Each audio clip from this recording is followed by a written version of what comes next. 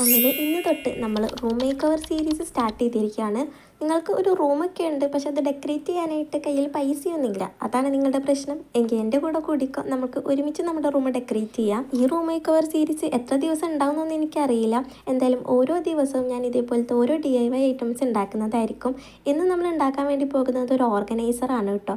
അപ്പോൾ ഫസ്റ്റ് കാണിച്ച മെഷർമെൻറ്റിലൊക്കെ നമ്മൾ ഇതേപോലെ പീസസ് കട്ട് ചെയ്തെടുക്കുക. പിന്നെ ഞാനിത് രാവിലെയൊക്കെ ആയിട്ട് ഉണ്ടാക്കിയോണ്ടാണ് കേട്ടോ ഈ വെളിച്ചത്തിനൊക്കെ ഇടയ്ക്കിടയ്ക്ക് ഒരു മാറ്റം വരുന്നത്. അങ്ങനെ 3 സൈഡിൽ നമ്മൾ ഇതേപോലത്തെ 3 പീസ് ഒട്ടിച്ച് കൊടുത്തിട്ടുണ്ട്. ഇനി നമ്മൾ പാർട്ടീഷനായിട്ട് ഉണ്ടാക്കിയിട്ടുണ്ടാകുന്ന 2 പീസസും അതിൻ്റെ സെൻറ്ററിൽ ഇതേപോലെ വെച്ച് കൊടുക്കാം. എന്നിട്ട് അതും കൂടി ഒന്ന് ഒട്ടിച്ചെടുക്കുക. നിങ്ങൾക്ക് വേണമെങ്കിൽ ഇത്ര വെച്ചിട്ട് നിർത്താം, പക്ഷേ ഞാൻ അതിനൊരു ഡ്രോവറും കൂടി ഉണ്ടാക്കി എടുത്തിട്ടുണ്ടായിരുന്നു കേട്ടോ. അതിനുവേണ്ടി ഈ കാണുന്ന മെഷർമെൻറ്റിലുള്ള കാർഡ്ബോർഡ് പീസസൊക്കെ ഒന്ന് കട്ട് ചെയ്തെടുക്കുക. പിന്നെ ഈ 2 പീസസ് നമുക്ക് സെയിം ലെങ്ത്തിലും ബ്രെഡ്ത്തിലാണ് വേണ്ടത്. പിന്നെ അതിലും കുറച്ച് ലെങ്ത്ത് കൂടിയ വേറൊരു പീസും വേണം. പിന്നെ അതിലും കുറച്ച് ലെങ്ത്തും കുറച്ച് ബ്രെഡ്ത്തും കൂടിയ വേറൊരു പീസ് വേണം. ആ ഒരു 2 പീസ് എന്തിനാന്ന് വെച്ച് കഴിഞ്ഞാൽ ഒന്ന് ഫ്രണ്ടിലും ഒന്ന് ബാക്കിലും ഒട്ടിക്കാൻ വേണ്ടിയിട്ടാണ് കേട്ടോ. ഏറ്റവും ബ്രെഡ്ത്തും ലെങ്ത്തും കൂടിയ പീസ് ഉണ്ടല്ലോ, അതിൻ്റെ മുകളിൽ ഇതേപോലെ എന്താ പറയുക ഒരു ആർക്ക് ഷേപ്പ് വരച്ചിട്ട് അങ്ങനെ കൂടി ഒന്ന് കട്ട് ചെയ്തെടുക്കണം കേട്ടോ.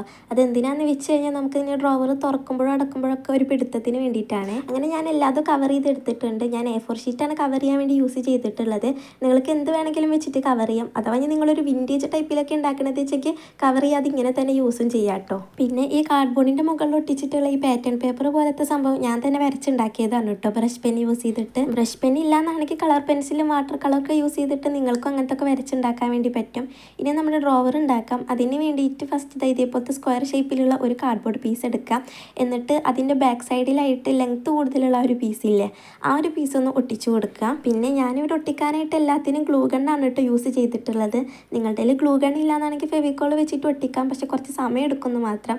പിന്നെ അപ്പുറത്തും ഇപ്പുറത്തുമായിട്ട് നമ്മുടെ സെയിം ലെങ്ത്തിലും ബ്രെഡ്ത്തിലും വരുന്ന പീസസും ഫ്രണ്ടിലായിട്ട് നമ്മൾ ഒരു ആർക്ക് കട്ട് ചെയ്തെടുത്ത ആ ഒരു പീസ് ഉണ്ടായിരുന്നില്ലേ, അതും കൂടി ഒന്ന് ഒട്ടിച്ചു കൊടുക്കണേ. ഞാൻ ഈ വീഡിയോയിൽ കാണിച്ച സെയിം മെഷർമെൻറ്റ്സ് ഒക്കെ യൂസ് ചെയ്തിട്ടാണ് നിങ്ങൾ ഉണ്ടാക്കുന്നത് വെച്ചെങ്കിൽ എൻ്റെ അതേ സൈസിലും ഷേപ്പിലൊക്കെ ആയിട്ട് തന്നെ ആയിരിക്കട്ടെ നിങ്ങൾക്കും കിട്ടുക. ഇനി നിങ്ങൾക്ക് വല്ല വ്യത്യാസം വരുത്തണം എന്നുണ്ടെങ്കിൽ അങ്ങനെ നിങ്ങൾക്ക് വരുത്താം. ഇനി അടുത്ത സ്ക്വയർ പീസ് നമ്മുടെ ഡ്രോവറിൻ്റെ മുകളിൽ ഇതേപോലെ വെച്ചിട്ട് കൂടി ഒന്ന് ഗ്ലൂ ചെയ്തെടുക്കുക. ഇനി അതിൻ്റെ ഉള്ളിൽ നമ്മുടെ ഡ്രോവർ ഫിക്സ് ആവുന്നില്ല എന്നും കൂടി ഒന്ന് ചെക്ക് ചെയ്ത് നോക്കുക. ഞാൻ ആദ്യം ഇങ്ങനെ തന്നെ യൂസ് ചെയ്യാമെന്നാണ് വിചാരിച്ചത്, പക്ഷെ ഒന്നും കൂടി ഭംഗി കിട്ടാനായിട്ട് ഗ്രിഡ് ലൈൻസ് വരച്ച് കൊടുത്തിട്ടുണ്ടായിരുന്നു. അത് ആക്ച്വലി രസം ഉണ്ടായിരുന്നു, പക്ഷെ അതെനിക്ക് വല്ലാതെ ഇഷ്ടപ്പെടാത്തതുകൊണ്ട് ഞാൻ അവിടെ വീണ്ടും വൈറ്റ് കളർ വെച്ചിട്ട് തന്നെ കവർ ചെയ്തെടുത്തിട്ടുണ്ട്.